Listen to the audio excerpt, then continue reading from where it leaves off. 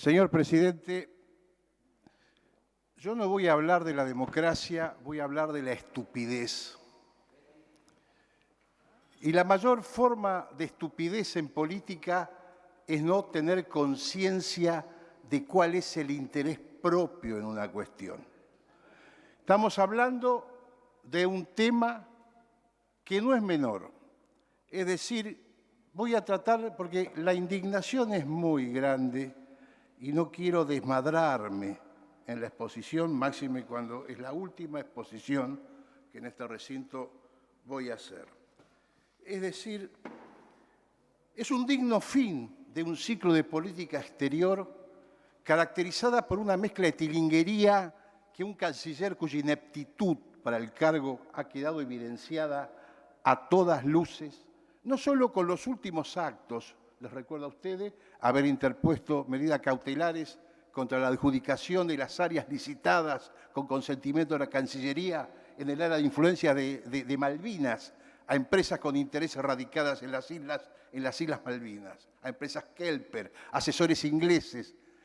La política de apertura y renuncia a la defensa irrestricta de soberanía que caracterizó a este gobierno solo se justifica en la estupidez de no entender cuál es el interés nacional que está en juego. ¿Alguno de ustedes cree que la Constitución boliviana se define como un Estado multinacional y pluricultural porque es un capricho teórico? ¿Tienen ideas cuántas etnias, dialectos e idiomas conviven en Bolivia?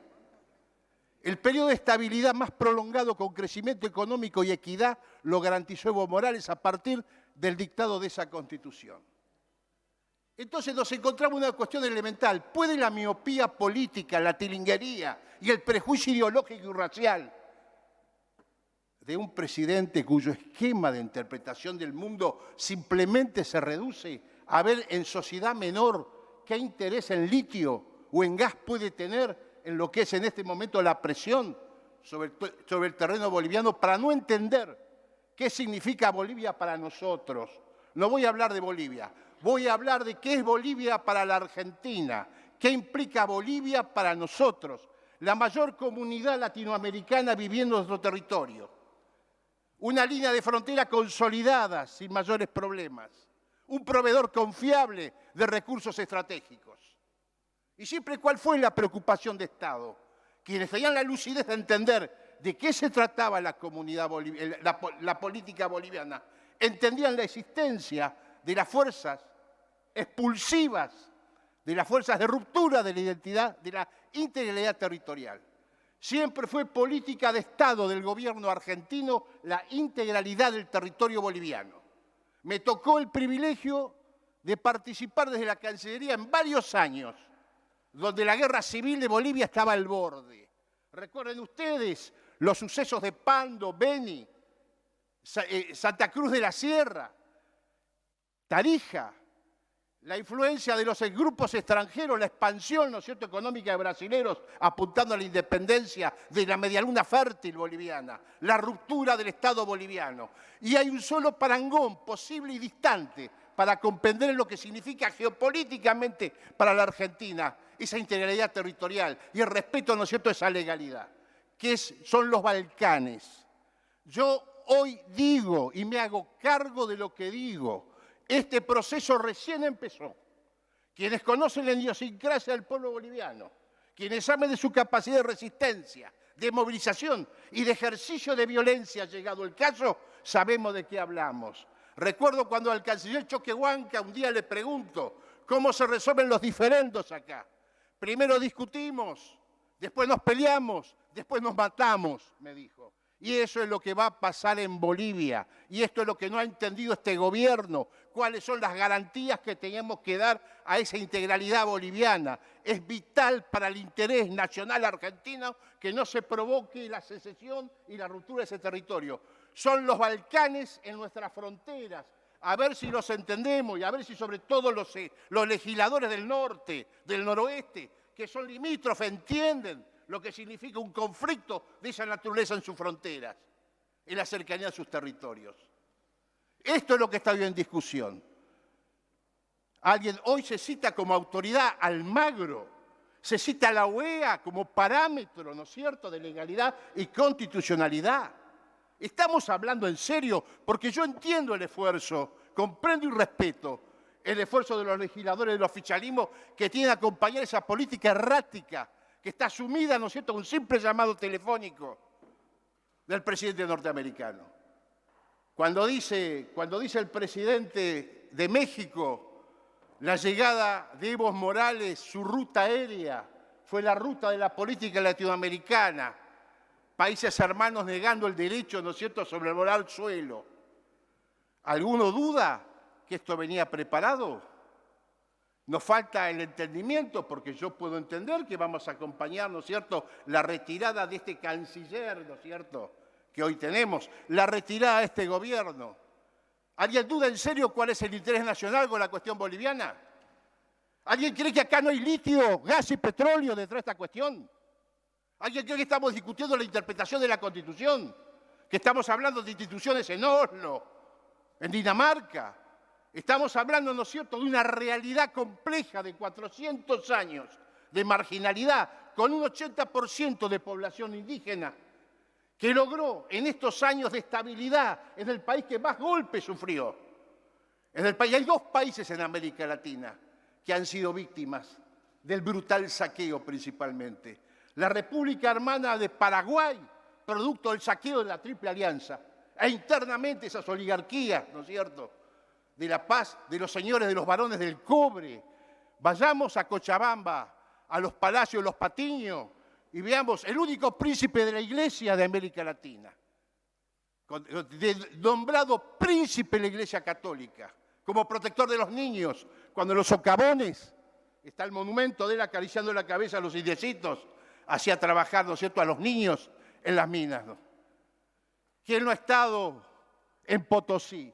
¿Quién no se ha conmovido a ver, ¿no es cierto?, en el granito de la noria, de la Real Casa de la Moneda, 30 centímetros dada la piedra por cientos de miles de esclavos que en lugar de las mulas que se morían, manejaban el troquel? Uno toca esa madera y esa madera chilla, esa madera nos cuenta qué pasa ahí. Poder haber generado, ¿no es cierto?, institucionalidad en Bolivia, poder haber generado que no hubiera guerra civil. Yo he estado reunido con el Tuto Quiroga, he estado reunido con los Doria, he estado reunido con toda esa oligarquía y aristocracia. Por eso llama la atención, vean ustedes el desplazamiento de Mesa hoy. ¿Quién terminó, ¿no es cierto?, como cabeza del levantamiento? No el hombre que saca los votos. Terminó, ¿no es cierto?, ese delincuente. Es más, en un viaje interrumpido, cortado en el aeropuerto Viru, ¿no es cierto?, con piquetes bajando, se presenta, ¿no es cierto?, una delegación de santacruceños y me dice: embajador, queremos presentarle al padre de la nación Cambá. Ah, mierda, digo yo, ¿quién puede tener oportunidad en tan breve tiempo, tan breve lapso, de conocer al padre fundante de una nación? Hemos visto todos esos inventos. Y cuando esa realidad, sobre la base de sufrimiento, de dignidad, de las peculiaridades, de las características latentes y peligrosas. Yo siempre recuerdo en el acto de entronización de Evo por parte de los pueblos iberoamericanos, latinoamericanos, cuando le iban dando los atributos del mando y estábamos con el embajador Macedo. El embajador Macedo quería la seguridad. En la asunción de Evo había estado en La Paz a cargo de los mineros y en la ciudad del Sol, ¿no es cierto?, a cargo de los Aymara. Y uno los veía, los muchachos con los látigos cruzados, ejerciendo un criterio de autoridad que no es precisamente el que regulan los códigos occidentales. Las relaciones políticas de Bolivia no son relaciones que se puedan interpretar a la luz de tratados, ¿no es cierto?, de ciencia política. Son relaciones culturales de una profundidad muy grande y de un proceso autónomo que los resuelven ellos. Entonces el embajador quería pasar, Macedo quería pasar por donde no lo dejaban pasar e insistía y quería explicarles. Y lo miraban, ¿no?, desde la piedra lo miraban, ¿no? Lo miraban y él seguía insistiendo y de algún momento dado entraron a moverse ya como para poder insinuarle que no lo aguantaban más. Y yo le dije: embajador, no pudo el Che, corramos, no. Entonces seamos muy respetuosos de eso. Separemos nuestros deberes de lealtad a la fuerza política que tenemos y pongamos en claro cuál es el interés nacional argentino. Nuestro interés nacional es una Bolivia pacífica, unificada territorialmente y donde el mensaje que este gobierno tiene que dar, el próximo salto que dé reconociendo una presidencia ilegítima con la que todos nosotros sabemos que se está preparando, va a encender aún más la mecha. A los efectos de toda esta lectura formal de la cuestión del fraude boliviano y la crónica de las elecciones, me voy a permitir leer simplemente dos cositas, que es la crónica. Me tomé la molestia de hacer la crónica de los sucesos y de las consecuencias de los sucesos en estos breves días.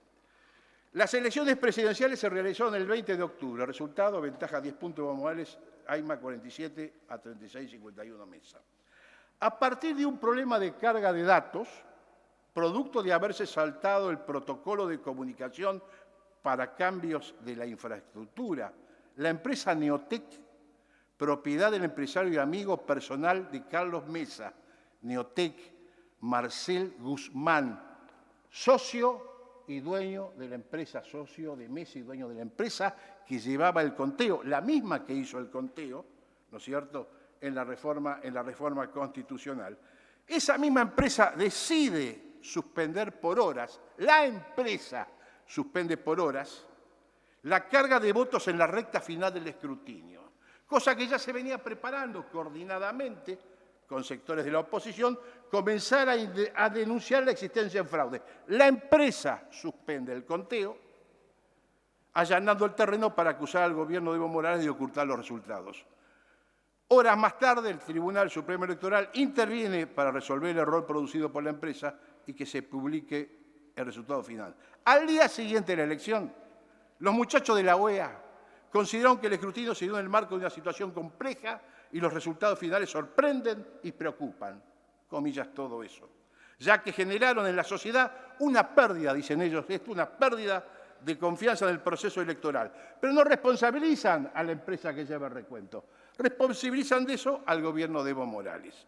El proceso de desestabilización, urdido, la OEA es una herramienta en esos procesos con la desestabilización, deriva en una rígida alianza de sectores radicales, antiindígenas, separatistas, medios opositores, líderes racistas que se vieron amparados por todas las comunidades, comunicados e informes de la OEA, que en un primer momento pretendieron forzar una segunda vuelta. Hagamos memoria. Se dijo, la pelea Mesa encabezaba la pelea de que quería balotaje. Hagamos memoria. Cuando Evo ofrece, ¿no es cierto?, la OEA dice ya que no. Evo se somete, recuerden ustedes, se somete y dice que el dictamen de la OEA debe ser vinculante. Acepta el dictamen. ¿Quién se niega a aceptar el dictamen? Mesa. ¿Recordamos eso o no lo recordamos? Esto se sustenta en 3 documentaciones de la OEA. El informe preliminar de la misión de observación electoral, comunicado D019 del 23 de octubre, análisis de la integridad electoral y auditoría del cómputo oficial en Bolivia, comunicado C091, y análisis de la integridad electoral del Estado Plurinacional de Bolivia, 10 de noviembre.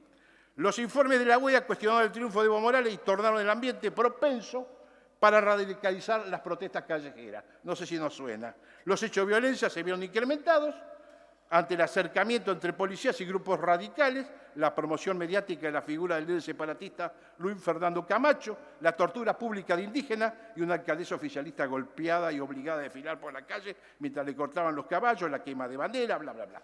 Todos vimos la retirada de las fuerzas policiales. Bien dijo la senadora, con la excusa de la pérdida de un negocio, se acantonan, se amotinan, reciben, no es muy distinto, recuerden ustedes, la caída de Salvador Allende, el ariete de la CIA para derrotar a Salvador Allende fue el sindicato de camioneros, y la caja que lo bancaba al sindicato de camioneros para que interrumpiera permanentemente el suministro de alimentos a la población y crear el malestar, fue financiado de eso.